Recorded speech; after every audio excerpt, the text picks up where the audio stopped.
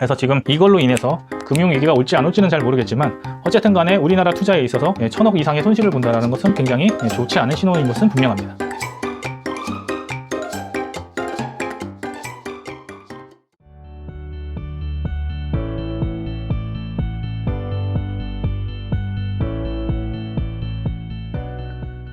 오늘은 좀 기사를 보고 같이 이야기를 나눠보는 시간을 갖도록 하겠습니다. 지금 보면은 26일자 신문에 나온 건데요. 뉴스로 나온 겁니다. 단독 런던 빌딩에 1400억 날릴 판입니다. 우리나라가 투자에 있어서는 굉장히 후진국입니다. 금융부터 시작해가지고 대부분의 투자가 개인들이 얼마나 발전했는지 모르지만 기관에서는 굉장히 어려운 부분이 있습니다. 그래서 우리는 항상 K가 들어가면 좋다고 생각하는데 이 K에 대한 이야기를 좀 나눠보고요. 그 다음에 부동산에 대한 우리나라와 해외 투자에 대해서 좀 더 고민을 해보는 시간을 갖도록 하겠습니다. 런던입니다.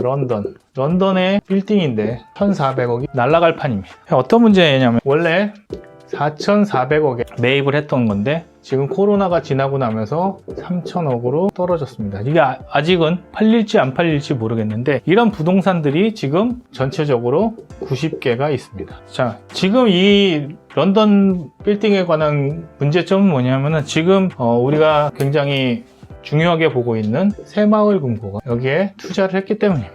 그래서 지금 이걸로 인해서 금융위기가 올지 안 올지는 잘 모르겠지만 어쨌든 간에 우리나라 투자에 있어서 1000억 이상의 손실을 본다는 것은 굉장히 좋지 않은 신호인 것은 분명합니다. 왜 우리나라는 이렇게 기관이 투자했음에도 불구하고 이런 손실을 났고 이런 게 한두 개가 아니라 개에 달하는 문제점이 있다는 거죠. 그래서 이거에 대한 얘기를 좀 해보도록 하겠습니다.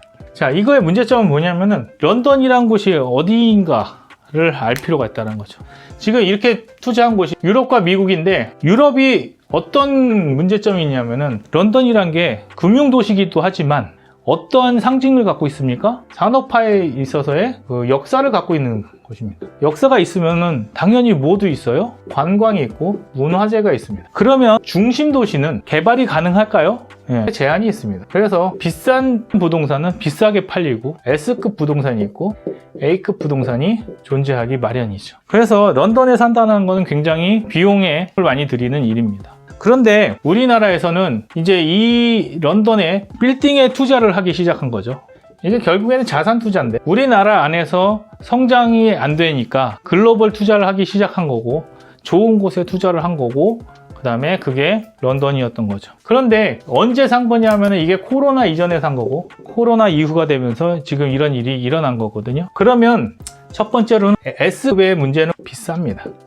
매입하는데 굉장한 돈이 들어가겠죠. 그런데 비싼 대신에 뭐가 떨어지냐면은 수익률이 낮습니다. 대신 뭐는 안정적으로 가냐면은 공실률이 낮은 거죠. 그러면은 항상 우리는 좋은 자산은 리스크도 적지만 수익률이 적다라는 것을 알고 가야 됩니다. 그래서 외국에서는 안정적인 투자를 하게 되거든요. 그런데 우리나라가 왜 유럽과 미국에 투자하게 되냐 하면은 국내에서는 수익률이 안 나기 때문에 이쪽으로 간 겁니다. 그러니까 얘네 수익률을 극대화시켜야 돼요. 그러다 보니까 살 때는 싸고 임대료는 비싼 곳을 선택을 해야 되는 거예요. 그러다 보니까 런던 안에 중심가가 있고 외곽이 있습니다. 중심가는 문화재가 많기 때문에 건물을 더 짓지 못하니까 큰 건물들은 다 어디 있냐? 고층 빌딩이나 큰 건물들은 외곽에 있다고요.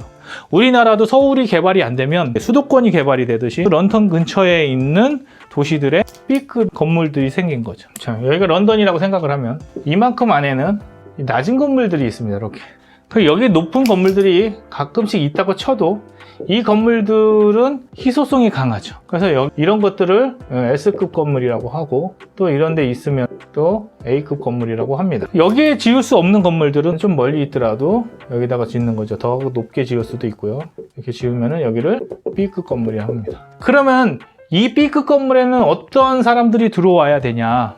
굉장히 높고 사람들을 많이 수용을 해야 되는데 외곽에 있잖아요. 근데 이런 데들이 어디였냐면은 글로벌 대기업들입니다. 고용을 많이 하고 여기에 상주해야 되는 인원들이 많을 때 이런 데를 얻었죠. 그러면 여기는 장기 계약을 하고 되고 여기에서 이 장기 계약을 파기하게 되면 10억에서 100억 정도의 위약금을 물어내야 되니까 이런 데만 골라서 들어간 겁니다. 자, 보십시오. 건물 왜 샀냐라고 했을 때 수익률이 좋습니다. 그럼 위험하지 않냐? 라고 했을 때 이런 글로벌 대기업들이 들어와 있기 때문에 장기적으로 좋습니다.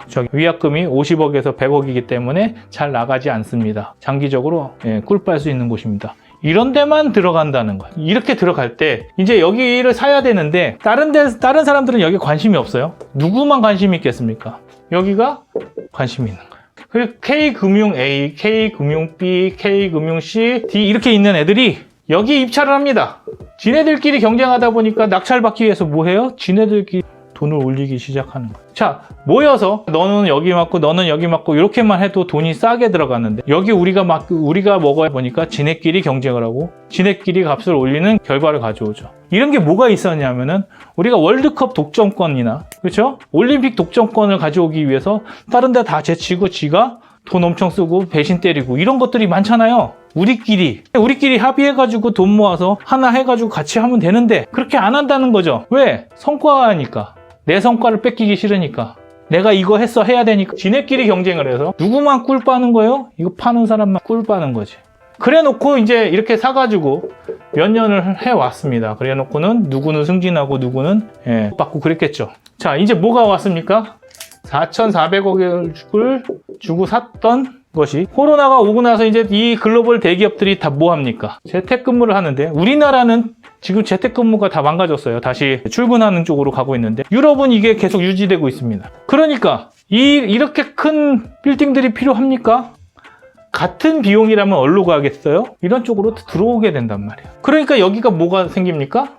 공실이 생기는. 코로나와 재택으로 공실이 생기고 나니까 이거를 팔아야 되는 거야. 누가 사냐 이거지. 지금 3천억이라고 부르긴 했지만 이렇게 팔린 것만 해도 다행인 겁니다. 3천억이라도 팔면 다행인데 이거 안 팔리면 어떻게 돼요? 안 팔리면 부도가 나는 거야. 자, 여기에서 또 문제는 뭐냐면은 이거 두 개만 있었던 게 아니라 또 뭐가 첨가가 됐냐? 금리가 올라가는 거지. 그러면 내 돈으로만 샀겠냐 이거야. 금리가 올라가니까 이자 비용이 어떻게 됩니까? 2배, 3배가 되는 거죠. 왜냐하면 이때 4에서 5% 정도 되던 것들이 지금은 10% 이상이 되니까 이 이자 비용 감당이 힘든 겁니다. 거기에다가 공실까지 나니까 이 감당이 되겠습니까? 이게 안 되면은 이제 뭐밖에 안 남았어요. 이런 상황이 오면은 만세를 불러야지. 그걸 뭐라 그래요? 디폴트라고 하는 디폴트. 디폴트는 뭐야? 그냥 가져가 봐라. 나는 모르겠어. 그렇게 되면 이 자산의 가치가 뭘로 떨어져요? 영원에 수렴한다고.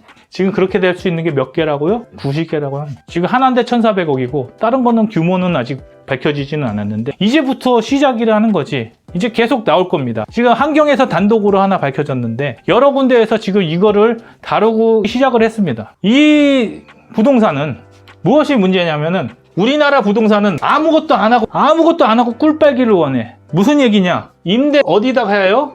글로벌 대기업.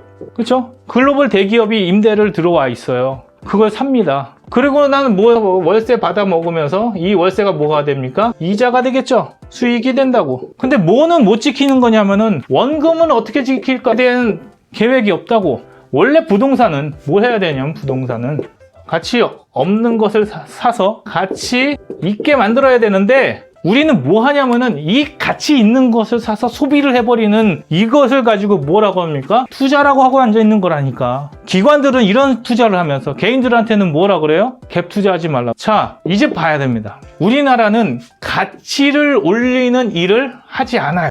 가치를 올린다는 것은 뭐냐면은 보십시오. 어떤 곳을 샀는데 이 곳이 이런 식으로는 운영되면 안 되겠구나 라고 해가지고 새로운 사업을 하든지 아니면 새로운 개발을 해서 이 땅의 가치를 올리고 사람들이 많이 다니게 만드는 게 부동산의 투자 원리인데 그래서 용도 변경이 필요한 거야. 용도 변경을 어떻게 해야 돼? 용도 변경을 가치 있게 해야 되는데 우리나라에서는 이 용도 변경이 뭐와 물려 있냐면은 정치와 물려 있다고. 정치를 끼지 않고 용도 변경이 안 되니까 나가서도 이거 할 생각을 안 하는 거죠. 우리는 개인들이 이 용도 변경하는 걸 다 포기했다고요. 이거 하면 어떻게 돼? 국감을 가야 돼. 땅 한 번 잘못 사면 어떻게 돼요? 탄핵을 당해야 된다고. 그러니까 이런 일을 할 수가 없죠.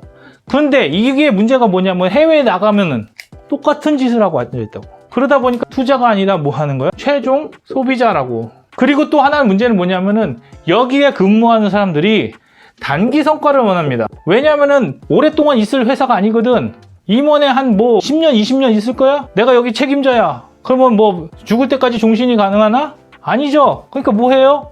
그냥 내 때 이런 거 사서 수익 많이 올렸다. 근데 이렇게 팔아야 된다. 이거 누구 책임이야? 몰라. 그때 가서 잘못 걸린 애만 그냥 모가지 날아가는 거야. 자, 오늘 잠깐 알아봤는데 좀 급한 거라서 빨리 찍었습니다. 우리나라가 투자의 마인드 없이 그냥 남들이 다 해놓은 거 먹으려고 합니다. 자, 우리나라 사람들이 투자할 때 어떻게 합니까? 어디 찍어주세요 이러죠. 어떤 주식 찍어주십시오. 부동산 어디 찍어주십시오. 그럼 누구만 오게 돼 있어요? 사기꾼들만 오게 돼 있다고. 그런데 이런 꿀 빠는 것들을 갖고 와야 우리가 투자를 해주겠다. 이건 뭐야? 글로벌 호구지. 이런 짓들을 하고 앉아있다고. 그래서 오늘 기사 하나를 보고 말씀을 나눠봤지만 정말 투자를 할 생각들이 있다라면 투자를 해야 됩니다. 어떤 투자만 하지 말고 같이 올라간 거에서 꿀 빠는 투자는 투자가 아니에요. 이거는 가만히 냅두면 어떻게 됩니까?